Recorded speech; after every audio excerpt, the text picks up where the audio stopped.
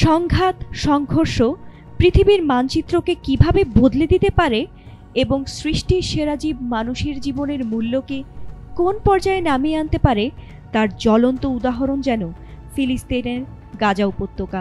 যতই দিন গড়াচ্ছে গাজা শহরের পরিস্থিতি যেন আরও খারাপই হচ্ছে। মৃত্যুপুরীতে পরিণত হওয়া এই ভূখণ্ড যেন চোখে আঙুল দিয়ে দেখিয়ে দিয়েছে এক টুকরো মানচিত্রের লোভ কতটা নৃশংস।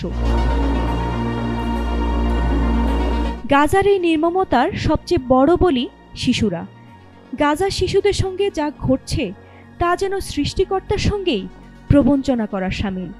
নিষ্পাপ কোমলমতি শিশুদের ব্যাপারে নমনীয় ও যত্নশীল হওয়া এবং তাদের সঙ্গে মানবিক আচরণ করার ব্যাপারে বিশ্বের প্রতিটি ধর্মগ্রন্থগুলোতে যে কঠোর নির্দেশনা দেয়া হয়েছে তা যেন প্রবল নিষ্ঠুরতায় পায়ে পেশে ইসরায়েল। ইতোমধ্যে গাজার প্রায় অর্ধেক ভূমি ইসরায়েলের নিয়ন্ত্রণে চলে গেছে। ইসরায়েলি অবরোধ ও 2 মাসেরও বেশি সময় ধরে ত্রাণ প্রবেশে বাধার কারণে গাজা উপত্যকার প্রায় 1.5 লক্ষের বেশি শিশু মৃত্যু ঝুঁকিতে রয়েছে।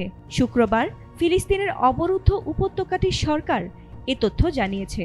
গাজা উপত্যকার সরকারি মিডিয়া অফিস এক বিবৃতিতে বলেছে, ইসরায়েলি দখলদারিত্ব এমন দুর্ভিক্ষের সৃষ্টি করেছে যা বেসামরিক নাগরিকদের হত্যা করছে। আন্তর্জাতিক আইনের স্পষ্ট লঙ্ঘন হিসেবে 70 দিনের জন্য ক্রসিং বন্ধ করেছে।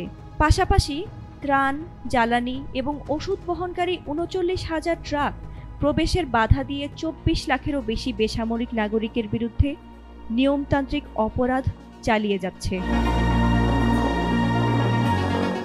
বিবৃতিতে আরও বলা হয়েছে, গাজা উপত্যকার সমস্ত বেকারি 40 দিন ধরে বন্ধ রয়েছে, যার ফলে বাসিন্দারা সামান্য রুটি থেকেও বঞ্চিত হচ্ছেন। দুর্ভিক্ষ ও অপুষ্টি তীব্রতর হচ্ছে, বিশেষ করে শিশু, অসুস্থ এবং বয়স্কদের মধ্যে।